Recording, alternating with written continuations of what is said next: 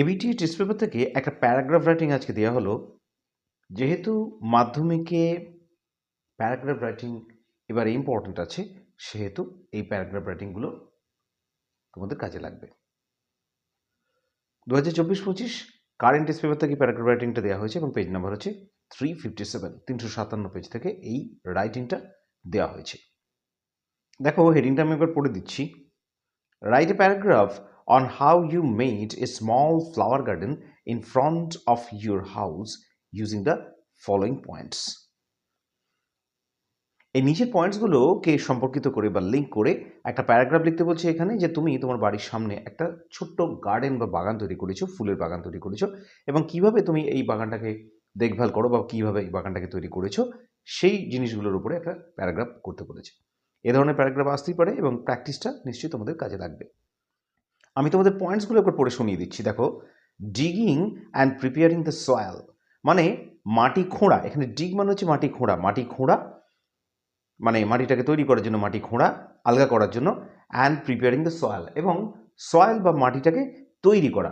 মাটি তৈরি করার অর্থ হচ্ছে মাটি তো সেভাবে তৈরি করা যায় না, কিন্তু মাটিটাকে সার দিয়ে, মাটিটাকে আলগা করে, ঝুড়ো করে দিয়ে মাটিটাকে প্রিপেয়ার করা হয়, যাতে করে গাছ পোঁতা যায় বা গাছের বৃদ্ধির জন্য সুবিধা হয়। সে কারণেই প্রিপেয়ারিং দ্য সয়েল অর্থাৎ মাটি তৈরি করা এই কথাটার অর্থ।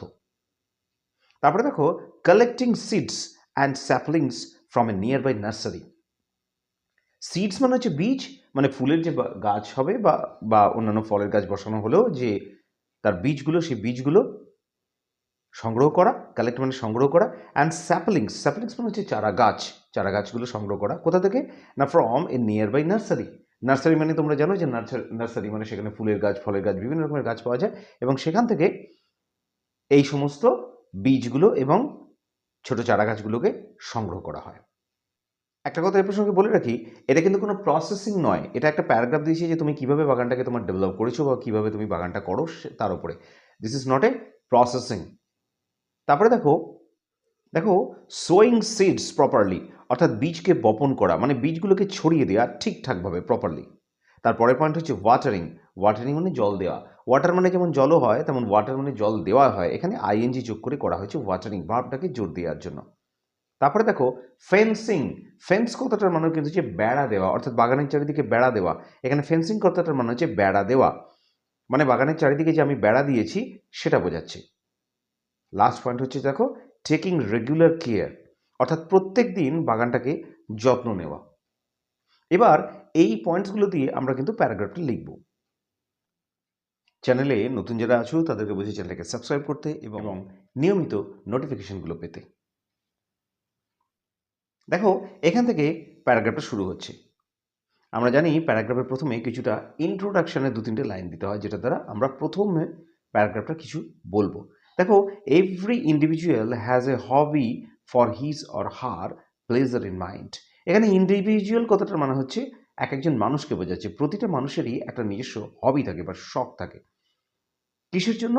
না তার মনে আনন্দ পাওয়ার জন্য। প্লেজার ইন মাইন্ড, প্লেজার মানে আনন্দ, ইন মাইন্ড মানে হচ্ছে মনের মধ্যে, তার মনের আনন্দ পাওয়ার জন্য প্রত্যেকটা নিজের মানুষের মধ্যে একটা শখ থাকে। I have also a hobby of gardening since my childhood. আমারও নিজের একটা শখ আছে ছোটবেলার থেকে। এখানে হচ্ছে সিন্স মাই চাইল্ডহুড, সিন্স কথাটা মানে হচ্ছে থেকে, আমার ছেলেবেলা থেকে। সিন্স মানে যেটা হয়ে আসছে অলরেডি, সেটাকে এখানে বোঝাচ্ছে। সিন্স মাই চাইল্ডহুড মানে আমার ছোটবেলা থেকে আমার একটা শখ আছে, এবং সেই শখটা হচ্ছে গার্ডেনিং করা অর্থাৎ বাগান করা। এই ছোট্ট প্যারাগ্রাফটা একটা ইন্ট্রোডাকশন হিসেবে দেওয়া হলো, অর্থাৎ সূচনা হিসেবে দিয়ে দেওয়া হলো প্যারাগ্রাফের প্রথমে।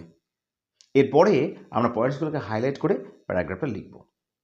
দেখো, এবার দেখো, I have made a small garden in front of my house.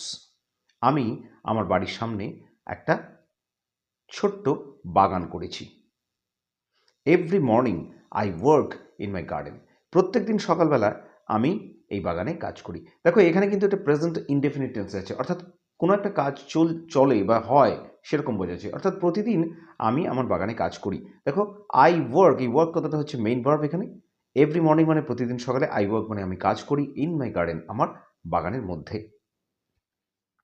দেখো, এই পয়েন্টসগুলো দেওয়াই ছিল, ডিগ অ্যান্ড প্রিপেয়ার সয়েল, সেখান থেকে আমরা পয়েন্টসগুলো নিয়েছি। দেখো, তারপরে I dig and prepare soil for plants in the garden.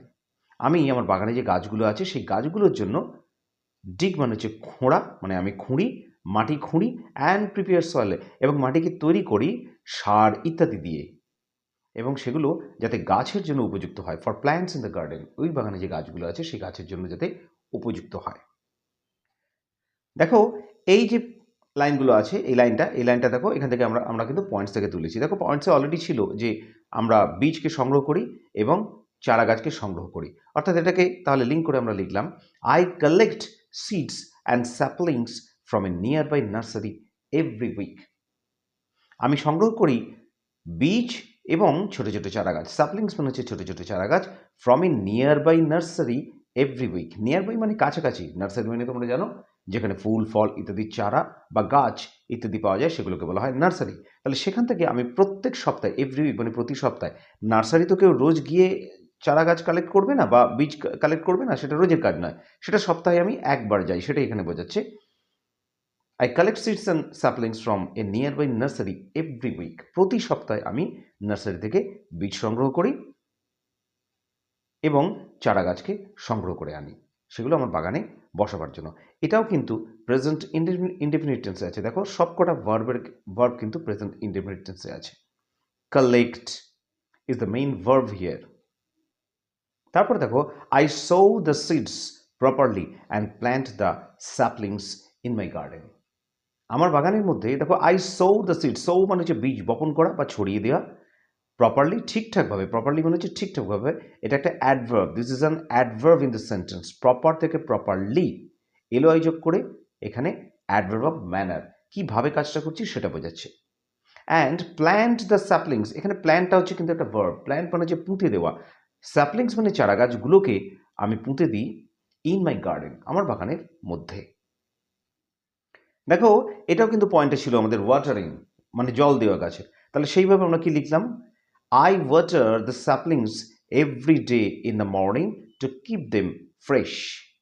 দেখো আই ওয়াটার, এখানে ওয়াটার মানে হচ্ছে জল দেওয়া, এটাও প্রেজেন্ট ইনডেফিনিট টেন্সে আছে। তাহলে আই ওয়াটার দ্য স্যাপলিংস, আমি চারা গাছগুলোকে জল দিই এভরি ডে, প্রতিদিন, ইন দ্য মর্নিং, সকালবেলাতে।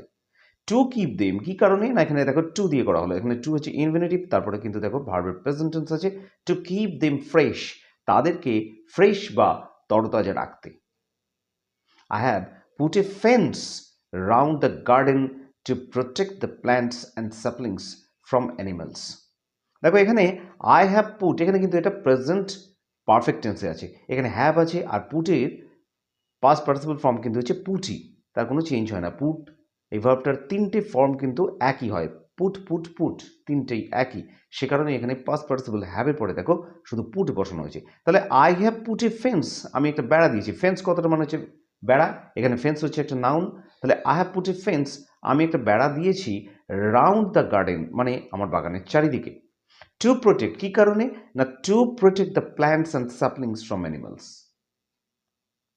প্রোটেক্ট মানে রক্ষা করা, তাহলে প্ল্যান্টস, প্ল্যান্টস মানে একটু বড় ধরনের গাছকে বোঝায়, যে গাছগুলো একটু বড় হয়ে গেছে, আর স্যাপলিংস হচ্ছে ছোট চারা গাছ, তাহলে তাদেরকে এই এই একটু বড় ধরনের গাছগুলোকে এবং ছোট যে চারা গাছগুলো আছে সেগুলোকে প্রোটেক্ট করার জন্য, কাদের থেকে না, ফ্রম অ্যানিমালস, জীবজন্তু, গরু হতে পারে, ছাগল হতে পারে ইত্যাদি, যাতে না গাছগুলোকে বা চারা গাছগুলোকে খেয়ে ফেলে, তাদের থেকে প্রোটেক্ট করার জন্য আমি ফেন্স দিয়েছি বা বেড়া দিয়েছি আমার বাগানের চারিদিকে। দেখো এবার এই পার্টটা দেখো, এটাও কিন্তু আমাদের পয়েন্ট থেকে নেওয়া হচ্ছে। আমাদের পয়েন্টে ছিল যে রেগুলার টেক কেয়ার করা হয় ওই গাছগুলোকে বা চারা গাছগুলোকে, তাহলে I take care of my garden regularly and it gives me immense pleasure. তাহলে আমি আমার বাগানটার প্রত্যেক দিন যত্ন নিই, টেক কেয়ার মানে হচ্ছে যত্ন নেওয়া, and it gives me immense pleasure, এবং এই যে কাজটা করা, এই যে যত্ন নেওয়া, সেটা আমাকে প্রচুর আনন্দ দেয়। আনন্দ যে জিনিসটা, সেই জিনিসটাকে গোনা যায় না, সে কারণে এখানে ইমেন্স লেখা হয়েছে। ইমেন্স কথাটার মানে হচ্ছে প্রচুর, আমরা যে জিনিস গোনা যায় না সেগুলোকে আমরা ইমেন্স কথাটা সেই জায়গাতে ব্যবহার করতে পারি, সে কারণে এখানে ইমেন্স ব্যবহার করা হচ্ছে। ইমেন্স প্লেজার মানে হচ্ছে প্রচুর আনন্দ, অর্থাৎ এটা আমাকে প্রচুর আনন্দ দেয়, এই গার্ডেনিং কাজ করাটা আমাকে প্রচুর আনন্দ দেয়। আশা করছি আজকের এই প্যারাগ্রাফটা তোমাদের বেশ কিছুটা কাজে আসবে। আমি অ্যাডভাইস করবো যে তোমাদের এই প্যারাগ্রাফগুলো এভাবে প্র্যাকটিস করতে, এবং যে রাইটিংগুলো দেওয়া হচ্ছে এই চ্যানেলে এগুলোকে এভাবে প্র্যাকটিস করতে। এগুলো তোমাদের জ্ঞান নিশ্চয়ই বাড়াবে। শুধু সাজেশন নয়, সাজেশনে শুধু কাজ হয় না, সাজেশন তো কিছু দেওয়া হবেই, তাছাড়াও কিন্তু এই কন্টিনিউয়াস প্র্যাকটিসগুলো তোমাদেরকে যে কোনো রাইটিং কিন্তু মাধ্যমিক পরীক্ষাতে লিখতে অনেক অনেক সাহায্য করবে। ভিডিওটা কেমন লাগলো কমেন্ট করে জানিও, আর ভিডিওটা ভালো লাগলে একটা লাইক করে দিও। দেখা হচ্ছে আবার নেক্সট ক্লাসে। ভালো থাকবে।